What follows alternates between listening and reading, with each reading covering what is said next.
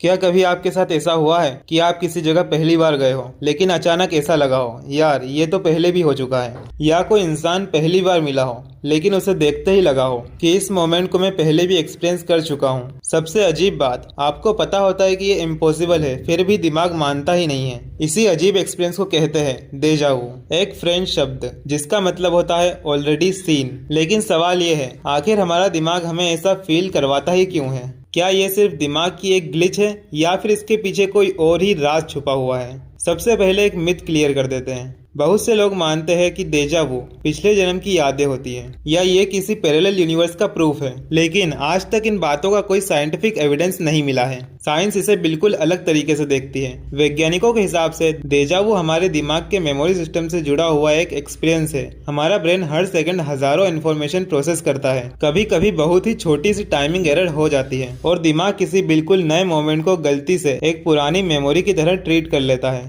बस उसी पल हमें लगता है कि ये सब पहले भी हो चुका है। एक और थ्योरी कहती है कि हमारा दिमाग किसी सीन को पहले कुछ मिली सेकेंड्स के लिए अनकॉन्शियस लेवल पर प्रोसेस कर लेता है और जब वही इन्फॉर्मेशन कॉन्शियस माइंड तक पहुंचती है तो लगता है जैसे हम इसे पहले ही देख चुके हैं। यानी रियलिटी में वो सिर्फ कुछ मिली सेकेंड्स पुरानी होती है, लेकिन दिमाग उसे पुरानी मेमोरी समझ लेता है। इसी वजह से डेजा वू का एक्सपीरियंस सिर्फ कुछ सेकेंड्स तक ही रहता है और फिर सब कुछ नॉर्मल हो जाता है। रिसर्च के मुताबिक लगभग 60 से 70% लोग अपनी जिंदगी में कम से कम एक बार डेजा वू का एक्सपीरियंस जरूर करते हैं और ये एक्सपीरियंस यंग लोगों में ज्यादा देखा जाता है। अब एक इंटरेस्टिंग बात, साइंटिस्ट्स ने ऑब्जर्व किया है कि कुछ एपिलेप्सी पेशेंट्स को सीजर आने से पहले भी डेजा वू जैसा एक्सपीरियंस होता है। इसी ऑब्जर्वेशन की वजह से रिसर्चर्स को ब्रेन के उन एरियाज के बारे में समझने में मदद मिली जो मेमोरी और रिकॉग्निशन से जुड़े होते हैं। लेकिन इसका मतलब ये बिल्कुल नहीं कि हर डेजा वू किसी डिसीज की निशानी है। हेल्दी लोगों में भी ये एक नॉर्मल एक्सपीरियंस माना जाता है। अब सवाल ये है, क्या साइंस ने डेजा वू का मिस्ट्री सॉल्व कर लिया है?